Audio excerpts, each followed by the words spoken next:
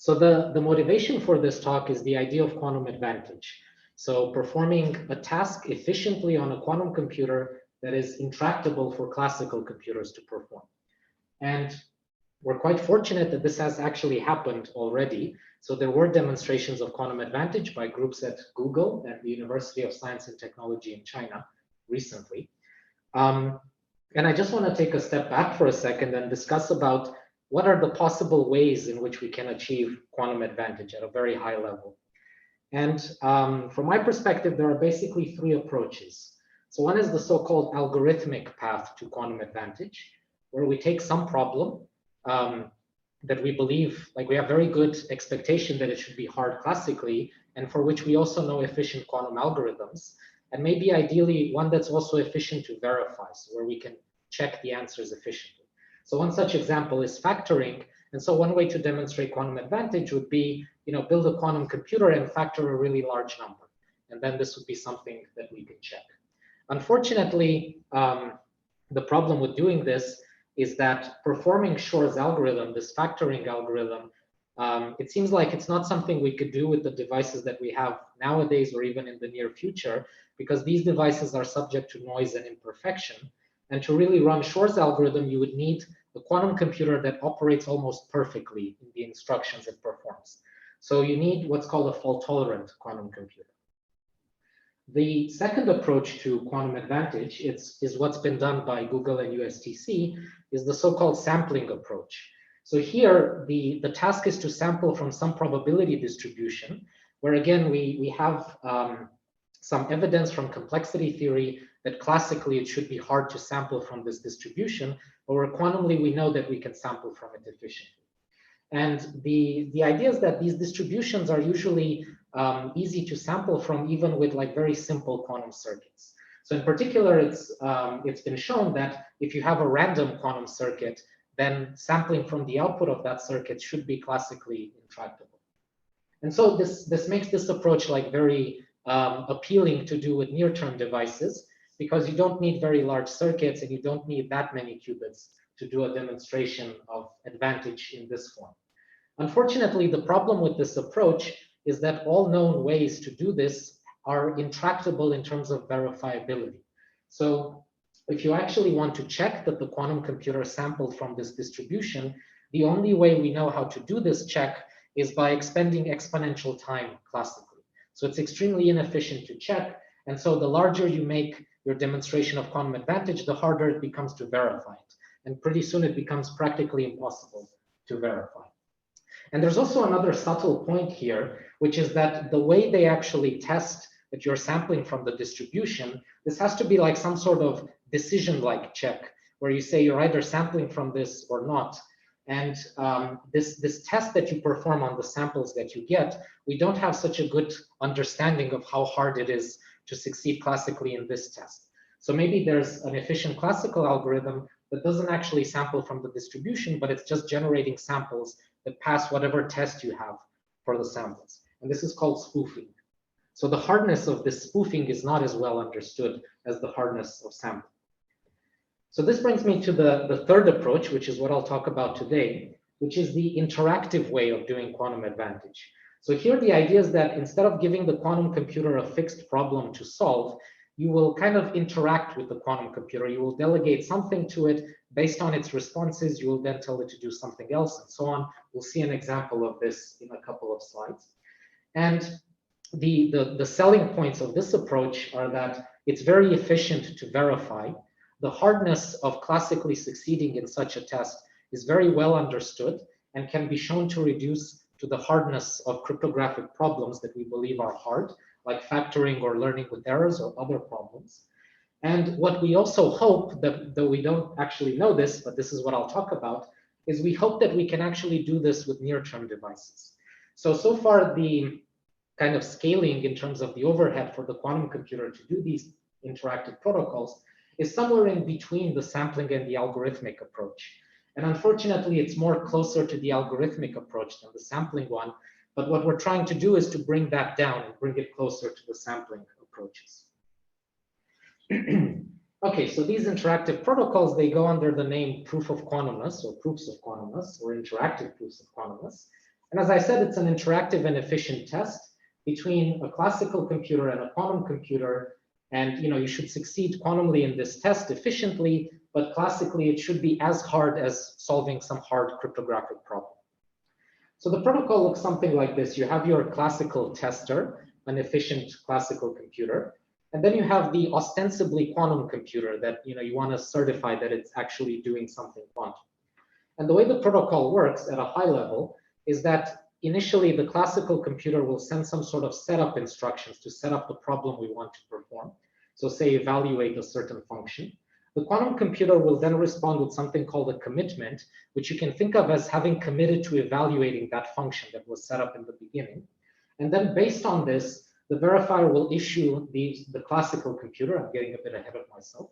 The classical computer will issue one of multiple possible challenges to test that this commitment was done correctly. And then you get a response. And what you want at the end is the classical computer should accept with high probability if this was actually a quantum computer that was doing this protocol. But any efficient classical algorithm should fail with high probability in this protocol. And this gives us the proof of quantumness. So this is at a high level how the protocol would work. And as I kind of alluded to earlier, the classical computer we call the verifier, and the other party we call the prover, which, as I said, ostensibly it's a quantum computer, but it could also be classical if it's trying to fool you in the protocol. So how do we actually construct these proof of quantumness? So pretty much all of the constructions we know of rely on a special family of cryptographic functions called trapdoor claw-free functions. And let me just give you like a sort of high-level idea of what these functions are. So it's basically just like a regular mathematical function from inputs to outputs that needs to satisfy a certain set of properties. So first, we actually have a family of these functions that are indexed by some parameter lambda. So lambda you should think of as going from 1 up to infinity. You can pick whatever value you want. And what you want is that you can efficiently generate a description of this function. So say a circuit that evaluates this function. And efficient means polynomial in this lambda. So it should take you not too long as a function of this lambda to generate a circuit that evaluates f. Then this circuit that you evaluate, so the function that you generate, should also be efficient to actually evaluate at any point. So for any input, it should be efficient to compute f of x. And this is where the cryptography comes into play, or part of it, I should say. So the function should also be what's called 2-to-1, which means that for every output of the function, so for every y in the image of the function, there are exactly two inputs, x0 and x1, for which f evaluates to y on those two inputs. So this is what's called 2-to-1-ness of the function. And these two pre-images, x0 and x1, that evaluate to the same image, they're usually called claws. And the cryptographic assumption is this claw-free property, which says that it should be intractable given a description of the function to find an image as well as the two pre-images corresponding to this image. So I just want to kind of dwell a bit on this. This is strictly harder than saying it's hard to invert the function, like given a y, it's hard to find the pre-images. This is really saying if I give you the description of the function, it should be hard for you to find any such triplet that satisfies this relation. So that's the Clawfree property. And then the last property it should satisfy is that there should be some secret information called a trapdoor, such that if you have this secret t, there's an efficient algorithm that can always invert the function. So for any y, it can compute the two pre-images of y. So if you don't have the trapdoor, then it should be hard. But if you have the trapdoor, then it should be efficient. Okay. So these are the functions that we'll use to design these proof of quantumness protocols. So let me show you, let's assume that we have such a function. How would we construct a proof of quantumness protocol? So first of all, the verifier in the setup phase, she's going to generate such a function together with the trapdoor. She keeps the trapdoor to herself and then just sends the function to the prover. This is the setup phase.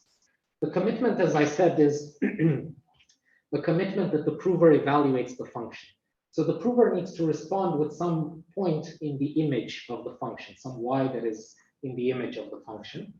And then the way the verifier is going to test the prover is with probability 1/2, she's either going to ask for a pre-image of this y, so just an x such that f of x is equal to y. And the verifier can, of course, check this efficiently. So she just checks if f of x is equal to y. And with probability 1/2, she asks for what's called an equation.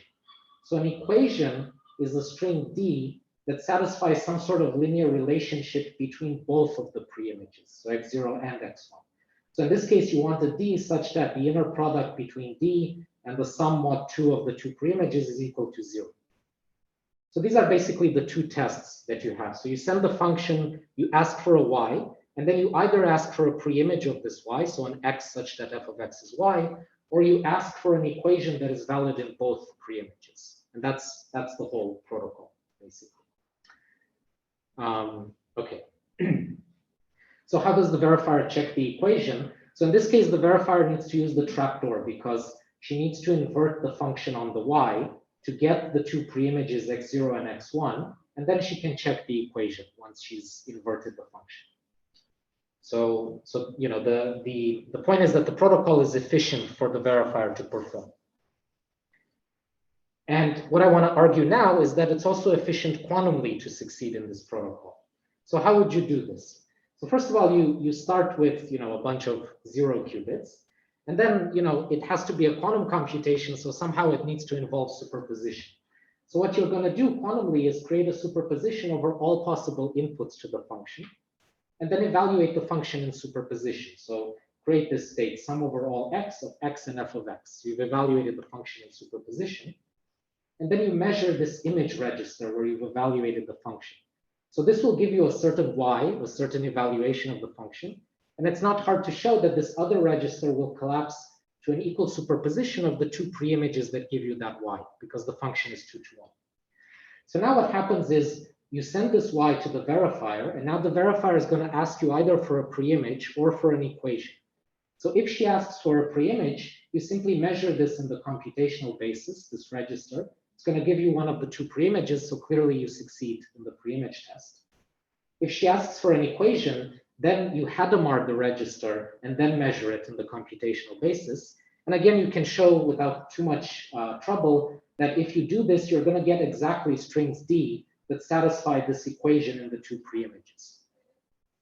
So this is how you would succeed quantumly in this protocol. Okay. So maybe just to pause for a second to ask if there are any questions about the protocol or the quantum strategy. Yeah. So if I have to think about examples for two-claw functions, what kind of? Right. So I'll give an example soon, but one you can think of is the function x squared mod n, where n is a semi-prime, and then it's as hard as factoring to find claws. Yeah. Okay. So I told you the quantum strategy. The other aspect to proofs of quantumness is arguing that it's classically hard to succeed. And I'm not going to show you the proof, like maybe we can talk about it if there are questions. I'm just going to tell you what the guarantee is that you can show in the classical case. So imagine that there's a classical prover that is interacting with this verifier in the pre-image and the equation test. And suppose we denote the probability of success of this classical prover in the two tests. So this is the probability of succeeding in the pre-image test and in the equation test, and where the randomness is over the randomness of this classical prover, as well as the randomness in the choice of the function f. So what you can show is that for any efficient classical prover, as long as that Clawfree property of the function is satisfied, as long as it's hard to find these pairs of pre-images that map to the same thing, then classically this inequality needs to be satisfied between the two probabilities. So the probability of succeeding in the pre-image test plus 2 times the probability of succeeding in the equation test is basically upper bounded by 2. So it's 2 plus something negligible in this lambda that I mentioned earlier. But quantumly, we know that you can succeed with probability 1 in both tests. So there's this strategy that succeeds in both tests. So there's a constant gap between the two cases, which means that if you succeed with probability non-negligibly greater than 2 in this protocol, we say that you have quantum advantage. Like there's no classical strategy that could explain this success rate unless you somehow broke the cryptographic assumption of the scheme. Okay, so that's how proofs of quantumness work at a high level. There are kind of different variations on this, but this is the general idea. And if you actually want to run this on a quantum computer, there are basically 2 obstacles. So first is how big is the circuit that implements the function f? So how hard is it to actually implement this? And the second aspect is the interaction. So the fact that the quantum computer needs to do these so-called mid-circuit measurements. So he needs to measure part of the state and then kind of keep it until and send it to the verifier and then wait until the verifier tells you how to measure the other register. So in this talk, I'll basically tell you how we can kind of address both of these issues. And I'll start with the interaction. So how do we deal with interaction on near-term devices? So this is the first result that I mentioned in the abstract. So this was a collaboration with a large number of people. We in the last row were the theorists, and the top two rows are the experimentalists. So we did actually an implementation of this protocol that I just described to you, but I want to stress that this is just a proof of principle demonstration because the number of qubits that we had was small enough that you could easily classically simulate this. But the point of the experiment was to demonstrate the ability to do the protocol interactively and that you're still succeeding above the classical threshold, even though your circuit is quite large and your device is noisy. Okay, so going back to Ohad's question, what kinds of functions are Clawfree functions? So in this experiment, we considered two types of Clawfree functions, one where the hardness is based on factoring and one where it's based on learning with errors. So the factoring one just looks like this. So it's this function x squared mod n, where n is some composite integer. So the idea is that finding claws for this function should be as hard as factoring the number n, capital N in this case. So we said that you want to create this state that is the evaluation of the function in superposition. And so you can kind of see that you need roughly 2n qubits. The +1 here is because there's an extra register that is like a workspace register to do the gates, to do fewer gates in total. And where little n is like the number of bits for this large number n that you need to factor. And in our experiment, as I said, the numbers were fairly small. So we had large n being up to 21. The number of qubits was 9. We did some tricks with 21 to fit it in 9 qubits because normally you'd need 11 qubits for that case. And then the circuit looks something like this. So you basically have the unitary that is doing the evaluation of the function in superposition, and it's doing it in phase rather than in the computational basis, because it's just easier to do arithmetic in phase quantumly than in the computational basis. Of course, eventually you do want to map this register back to the computational basis. So you need to have a QFT here that does this mapping back. And then the rest, like these measurements, are for the two types of challenges, like the pre-image and the equation challenge.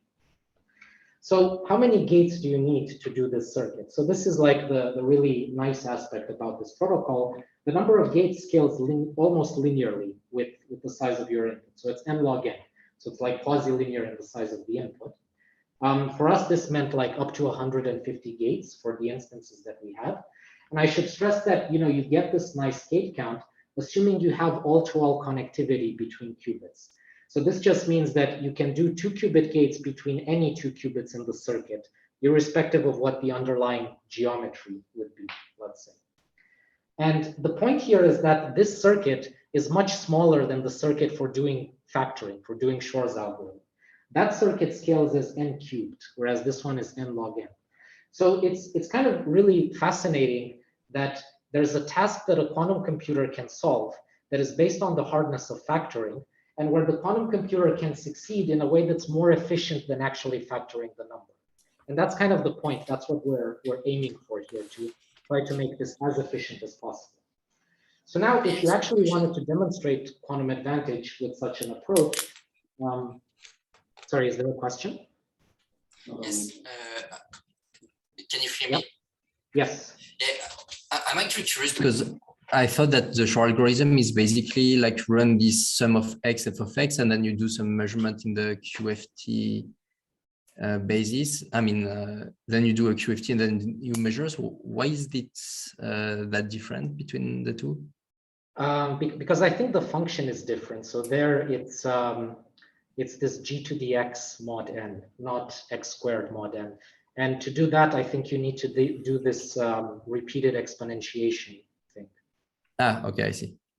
Right. So, okay, so thanks. Yes. Oh, sorry. So the question was, why is the complexity n cubed for Shor's algorithm? Like in Shor's algorithm, isn't it the same idea that you evaluate a function in superposition and then you do QFT? So the difference is that in Shor's algorithm, the function is different. So the function is g to the x mod n, where g is some group element in the group of elements that are co-prime with n. Whereas here the function is just x squared mod n. So this is where the efficiency comes from. Okay. So then there's also the other protocol, like we use the different function here that's based on learning with errors. I won't discuss like what the function is here because I'll actually mention it again a bit later. But suffice it to say that you end up with similar parameters. And sorry, I forgot to mention on the previous slide, for quantum advantage, you would need to pick the number of bits to be like, the size of some number that hasn't been factored yet. So say like 800 bits. And in that case, you would need roughly 1600 qubits and something like 100,000 layers of depth in your circuit to do this. So, this is still not something that you could do with the devices that we have right now, and maybe not even in the next 5 years. But the hope would be that because this circuit is much smaller than for Shor's algorithm, that you might be able to do it with a device that maybe is not fully fault tolerant. Like maybe it has some amount of fault tolerance, but is not completely fault tolerant. So for the other function, the learning with errors based one, in this case, the scaling is a bit worse, like the number of qubits you need and the number of gates is worse than in the factoring case. But because learning with errors seems to be a harder problem, like the best classical algorithms we have for it take longer asymptotically than for factoring, it turns out that the sizes that you need to demonstrate quantum advantage are comparable to the factoring case. So again, you need like several thousand qubits and hundreds of thousands of layers of depth in your circuit. Okay, so when we performed this protocol, we did it with an ion trap quantum computer. So this is a quantum computer that stores qubits as in the energy levels of ions that are stored using electric fields, I guess. And these are the parameters of the ion trap. I won't really go into that. So I'll just say that we used 11 qubits for the learning with errors based implementation and 9 qubits for the factoring one. And really the question was like the innovation here was the ability to do the protocol interactively. And how was this done? So I'm not an experimentalist, so I'll just tell you my understanding of how it was done. So basically, the idea is that if you think of this circuit, for instance, so you have this measurement that you need to do here, and then you need to wait before doing this other step, depending on what the verifier tells you to do. And in fact, for some technical reasons, in the factoring approach, you need to do 2 mid-circuit measurements instead of just 1. For learning with errors, you need to do just 1. But anyway, like how do you do just 1 mid-circuit measurement? So what happens physically is that the ions are shuttled. So shuttling just means that you separate them. So what you do is you first perform this circuit for you that evaluates the function in superposition when having all of the ions together. And then you're going to physically separate the ions encoding this register that you want to measure from these other registers that you want to measure later. And the reason you do this is because when you perform the measurement, there will be like a lot of stray radiation from the measurement process. And if the ions are all together, this can affect the state of the other qubits. Whereas if you physically separate them, then you really minimize this effect. And so you're able to do this without it introducing too much noise in the system. And so indeed, we observed that if we actually ran these protocols, so we did like 4 instances with each of the 2 functions, and we ran them like 16,000 times each to get good statistics. And we noticed that in both cases, you are above the classical threshold that I mentioned earlier. So on these plots, PA and PB are the probabilities of the 2 branches, like the equation test and the pre-image test. And this line here is denoting the line like below which it would be classically explainable. It was that upper bound of 2 that I mentioned earlier, and above which, it has to be quantum. So in both cases, like for the factoring case, for the 21 case, it actually failed. And it failed very badly, so we don't know why. We considered removing this data point and just doing it again, but eventually they said, no, let's leave it, because you don't want to fudge the data. In the LWE case, it actually worked for all instances. And you can see that on these plots, there are actually two things that are shown. So you have the circles, which are the interactive runs of the protocol, and you also have these triangles. So these triangles are so-called delayed measurements version of the experiment, where we didn't do the protocol interactively. We kind of gave the prover both the setup and the challenge together. So it actually knew whether we're asking for a pre-image and an equation, and it just kind of prepared the state, and it just delayed the measurement of the two registers. And in this case, you're actually doing better than in the interactive setting. But as you can see, like, it's not that much better. So the point is that by doing this shuttling process, it seems that you can actually mitigate the effects of noise enough that you can perform the protocols interactively.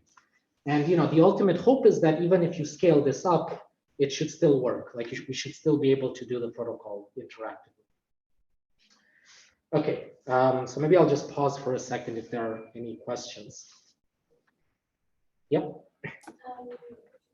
So yeah, also like when you do the interactive version or the delayed measurement version, you need quantum memory. I mean, do you need like enough coherence time? Yes, that's true. Yeah, okay. Yeah, because sorry, yeah. So the question was whether you do it with interaction or with delayed measurement. If you need a quantum memory, like you need your coherence time to be long enough to perform the protocol. Yes, that's true. Yeah. So you need to do the protocol very quickly because otherwise the state decays and you're not going to succeed. Yeah. And that wasn't a challenge in the experiment? I mean, is that doable with the right. You had? Yeah. Right. Sorry. So the question was, and that wasn't a challenge for this experiment.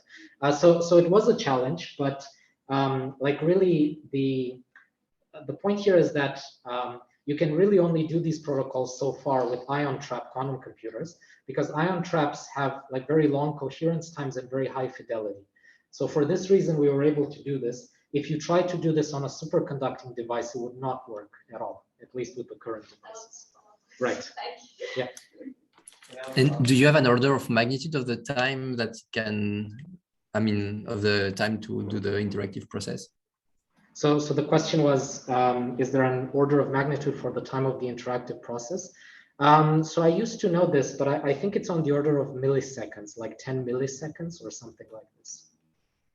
Okay. I remember we looked into it because we wanted to know, like, if, because if you can do it quickly enough, you can set a bound on, the size of the instance and the classical runtime it would take to solve classically the problem. So, you want to do it in a shorter time than it would take classically to solve the problem. So I think it's like milliseconds, but yeah. And your device can actually, the decoherence time is long enough to make sure that you can wait 10 milliseconds or like. Right. So the question is, and the decoherence time is long enough that you can wait 10 milliseconds. Yeah. So it seems like it worked in this case. I don't actually know exactly if they were doing any like dynamical decoupling or things like this to kind of boost the coherence of the state. But yeah, it seems like the time is short enough that you can do it. Yeah, Petrus. So the classical bound comes under the assumption, obviously, that you cannot actually invert the function, which does not hold for small instances. Sorry, can you say again? So the classical bound, this quantum classical threshold, yes, comes from the expression that you have p plus 2, which of course in this case is not. Yes. But was this what you were saying, that you were hoping that maybe you can do this protocol so quick that even though you can, for that time scale, actually beat, in which case it would already be a proof of advantage. Exactly. Yeah. So let me just repeat what Petros said. So he's basically saying that the quantum classical threshold assumes that classically you cannot solve the problem within the time in which you're running the protocol. This is obviously false in our case because the instances are so small that you can easily solve them. So the hope is that if we can scale this up, you might be able to do the experiment in like fast enough that classically you wouldn't have time to solve the problem within that time. So the point of this experiment was to demonstrate this interaction capability with fairly largish circuits, like in this case on the order of 150 to 200 gates. So the hope is that, you know, if you scale up the system, then it should still pass the quantum classical threshold.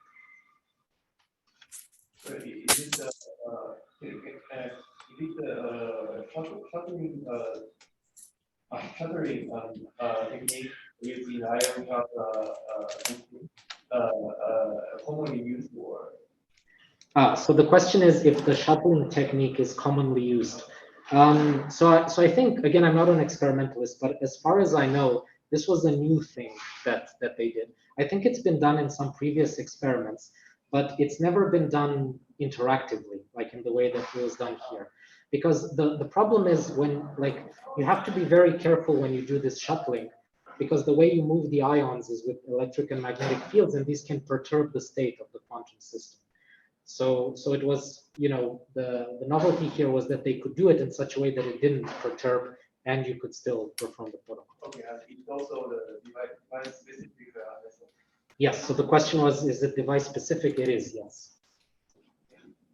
Okay. So I'm kind of running out of time, so I think I'll just kind of skim through the second result. So the second result, so as I said, there are kind of two challenges to doing these proofs of quantumness. So one is implementing the circuit and then the interaction. So the second thing I want to talk about is implementing this circuit. So, you know, ideally you would like this circuit to be as small as you can possibly make it so that you can actually run it with near-term devices. But one other thing you could try to optimize is the depth of the circuit, in the hope that maybe with small depth, you still have like enough fidelity in your output to be above the classical threshold, even though your system size is going to grow considerably larger when you do it. So this is what we did in joint work with Zheng Liu. And what we showed was that this unitary that implements the function in superposition can be implemented using this circuit. So here, these three unitaries, U1, U2, U3, are constant depth quantum circuits. So in fact, overall, the whole quantum circuit will be constant depth. But the one price that you have to pay for this is that we introduced additional mid-circuit measurements to do this. Fortunately, we made it so that the classical computation that you need to do, so here when you get the outcome 01, you need to compute based on this outcome what the next unitary has to be. And this computation we showed is really fast. It's basically just parity computation. So it's log depth, and it's something that is classically efficient to do. The other price you have to pay is that the width of the circuit becomes ridiculously large. So here we have two results. The first result was we gave a sort of generic compiler. So we showed that any proof of quantumness can be turned into one where the quantum prover only has to do constant depth. And in fact, the depth is just under 18 overall, with up to 4 mid-circuit measurements. Unfortunately, the width of the circuit starts to scale like lambda to the 33. So this is obviously where lambda is the security parameter that sets like how hard it is classically to solve the problem. So, you know, obviously this is not feasible. We don't think this is the end of the story. So we think that it's like we didn't really try to optimize this too much. So it's probably doable to make circuits of shorter width. So then the second result we had was specific to these learning with errors-based proofs of quantumness. So for this specific case, we gave a construction where, again, it's constant depth. The depth is a bit shorter. You only need to do 3 mid-circuit measurements. And now the width is only lambda to the 8. And we also have like this logarithmic factor here. And, you know, lambda to the 8 is still not great. Like, it's still large. And I'll comment about this a bit at the end, but we think we can actually get this to lambda to the 4th. And which, you know, is still not great, but again, like we don't think this is the end of the story. So we think we can still improve these results. And I should also say that there was an independent work by Hirahara and Legal that showed similar results, but they never actually put the width of the circuit in their paper. They do it in a different way than how we do it. And I actually asked them about the width, and they said it was too large to put in the paper. So I hope that means that it's larger than lambda to the 8th. otherwise, it's kind of embarrassing for us. Okay, so because I'm kind of running out of time, sorry? Can I say another question? Sure, yes. So for the LWE, like if you like to have a 2-to-1 property, you need to have like a kind of assumption like relying on the hardness of LWE with a super polynomial noise ratio of this kind of thing. And typically this increases as the size of the parameters and the size of your function. So isn't it a problem? I mean, how can you use LWE in an efficient way to prove quantumness? Because I think that factoring should be more efficient than LWE in that setting. Right. So the question is, aren't the parameters for LWE for this trapdoor Clawfree function so bad that you can't actually use it? So it depends, right? Because on the one hand, it's true that the factoring function is much better in terms of the gate size, but at the same time, factoring is an easier problem asymptotically than LWE. Like you have a sub-exponential algorithm compared to exponential time for learning with errors.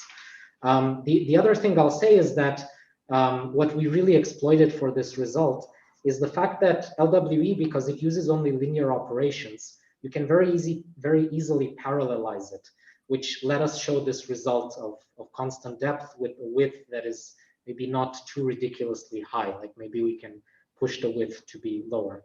But it's true that we didn't improve anything in terms of the parameters of LWE to construct these trapdoor Clawfree functions. But even there, like I would say that we don't actually know if those parameters are optimal. Like it could be that you might be able to choose the parameters in a way that's more beneficial. And I should also say that the Clawfree function we used was not the one that was used in the earlier works of Mahadev and so on. And I'll explain that in a second, but that also might help with implementing the protocol. Okay, so because I'm kind of running out of time, I'll just tell you at a high level how this works. So the Clawfree function that we used is a function where you basically have only linear operations. So you're given a matrix A and you're given this vector that is of the form AS plus E. And your input is a bit B and this vector X. And I should say that all the matrices and vectors are modulo Q, so modulo some large number Q. So we're doing arithmetic modulo Q. And what you do is once you compute this quantity, you're going to round the result. So what does rounding mean? It means taking the most significant log P bits of your result. So I actually have an example here. So imagine that Q is 4. So these are matrices and vectors modulo 4. So the output of the function before rounding is going to be some vector of entries modulo 4. And if you take P equals to 2, it means you're rounding each component to its most significant bit. So in the binary representation, you just take the most significant bit of each component. So for 3, it's 1, for 0, it's 0, 2, it's 1, and 1 is 0. It's basically like asking, are you greater than Q over 2 or not? That would be like rounding to the most significant bit. So we showed that this function was not used in earlier constructions, and we showed that it does satisfy all the properties of a Clawfree function. And I'm not going to go into like how we show the properties and so on, but let me just give you a flavor of how we can do this constant depth construction. So it relies on the idea of encoding numbers as phases. So to any number that is modulo Q in ZQ, you can associate a point on the unit circle. That is, say the number A, you can associate e to the 2 pi I A divided by Q, where Q is the size of your ring or of your field. And so you can construct quantum states that kind of encode this value A in phase. So there's a relative phase between the two components that depends on this A. And here the bar notation just means that the qubits could in principle be repeated. So you could have what are called G8Z states, so states where you have 0, 0, 0, 0 plus 1, 1, 1, 1. And note that this encoding is a so-called lossy encoding. So if you encode A as a phase of a quantum state, you're actually losing information about A, because you can only recover 1 bit of information about A when you measure it. And one fact that we use here, so the goal will be to kind of encode the values of this function in phase rather than in the computational basis. And to do this, you need to prepare these G8Z states in constant depth. And this is something that we know can be done if you allow for mid-circuit measurements. So if you have one mid-circuit measurement, you can create these G8Z states in constant depth. Okay, so then what do we actually do? So this is our function. And this other vector as plus e, I'll just call it W. And I can also expand it out like this. So these are the rows of the matrix A, this is our vector, and these are the entries W. So, as I said, like the function involves only linear operations, excluding this rounding that we do at the end. And only B and X are placed in superposition, like A and W, they're given to you classically. And the third observation, and this is really what we rely on for this construction, is that if you have one of these G8Z states and you perform phase rotations on distinct qubits, then the phases are going to add up in the relative phase of the state. So you're going to get there like something like alpha plus beta, where alpha and beta are the rotations, the phase rotations you perform. So this kind of tells you at a high level that we can do these linear operations in parallel by acting on disjoint qubits and performing the computation in phase. So with this approach, we kind of initialize a state that looks something like this. So you repeat the B and the X registers several times, and you also create a bunch of ancilla states that are G8Z states. And then by doing controlled rotations on independent sets of qubits, you can actually compute the function that is inside the rounding there of f of B and X, but before doing the rounding, you can compute each entry of that function in phase into one of the G8Z states. So you're going to get states like these G8Z states are going to turn into these phi states, where the relative phase is the ith entry that you have in this vector here before rounding. So it's like 2 pi over q, the inner product of ai and x, and plus this w component. And you can do all of this in constant depth using these G8Z states. So that's the idea that we're relying on here. So the overall circuit is constant depth. And the thing you might ask now is, okay, you can do this, that's very nice. But is it still the case that these states, like if you did this phase encoding, do these states for different values of B and X satisfy the same orthogonality relations as if we had done the encoding in the computational basis? And surprisingly, the answer is yes. So if you have a pair of inputs that form a claw for the function, so 0x and 1x minus s, so the function evaluates to the same thing on these points, you can show that the phase encoding, the inner product of the phase encoded states, is up to a negligible factor equal to the inner product if you had encoded in the computational basis. And similarly for non-claws, you get the same thing. And this is with high probability over the choice of the LWE instance. So we can kind of show that this is true for most choices of the parameters of LWE. And so what this means is that this pre-image register where you have B and X, it's going to look the same way as if you had computed the function in the computational basis. Like you'll still have superpositions over pre-images that map to the same thing. And so the last thing that we need to do is to actually get an evaluation of the function. Like how do you actually evaluate the function if it's now encoded in phase? And the idea is to just measure it in the Hadamard basis, because all we're trying to do is get the most significant bit of each component. And so if our values, if our entries are encoded as points on the circle, then the most significant bit is just the question of, are you in the upper half of the circle or in the lower half of the circle? And this you can get by doing an X basis measurement of these states. Now, of course, this only gives you probabilistic rounding, like you're not going to get the actual rounded most significant bit exactly, but you can suppress wrong outcomes by just doing repetition. So by having coherently many copies of these states, and then just taking a majority vote classically, you can get the most significant bit with high probability for all the components.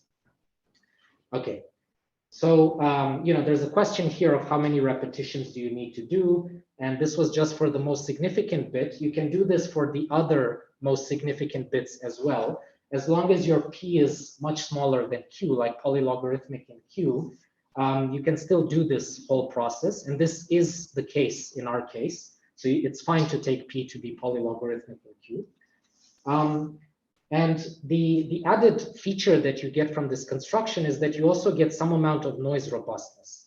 So specifically, the pre-image test becomes very noise robust because you've done this repetition. And so when you measure by just taking majority votes on each component, you can recover the pre-images with very high probability, and the image as well. Unfortunately, the equation test is not robust to this construction. So there's a question of if we can do that as well. Okay, so because I'm almost, sorry? How can you repeat? Because every time you will repeat, you will get a different commitment, no? Yeah, but you just take the most significant. Oh, sorry. So the question was, how can you repeat?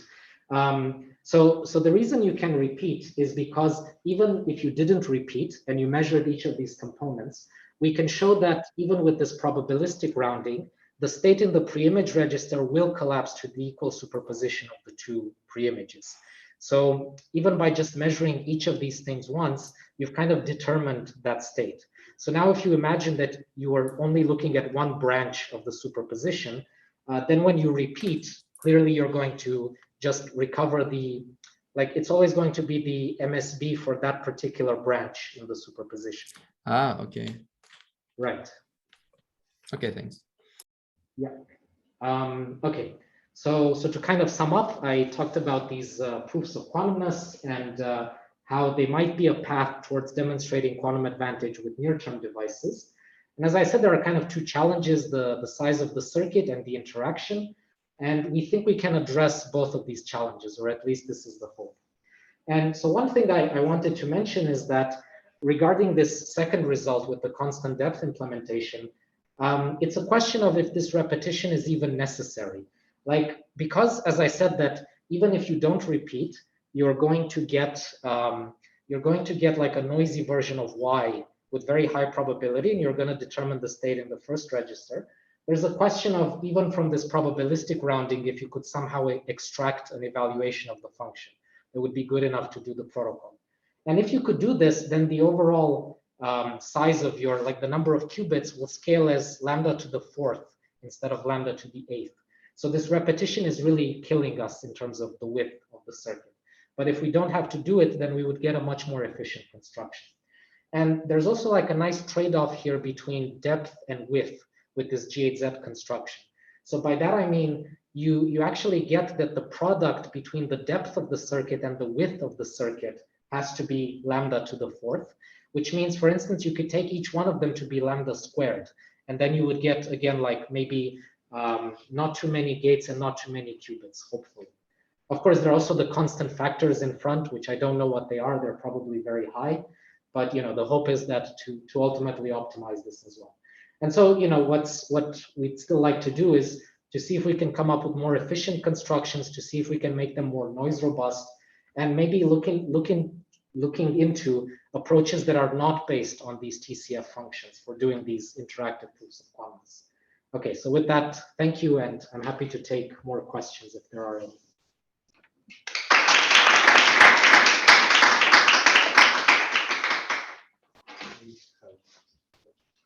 Yeah. Thanks for the nice talk. Thanks. So I was wondering for the second challenge, the circuit preparation challenge. Have you considered doing things like approaches like variational algorithms or like variational quantum compounding, these sort of things to like find a more optimal circuit? Right. So the question was, have we considered variational algorithms to perform the circuit? So we haven't. So that's definitely one approach that is worth exploring. It's also a question, like the nice thing when you're basing things on cryptography is that cryptographers are already looking for ways to do these things as efficiently as possible. Yeah. So we're also hoping to benefit from that. But of course, in the quantum setting, it behooves us to also try quantum approaches like variational algorithms. But yeah, so I don't know, but that's definitely something worth looking into.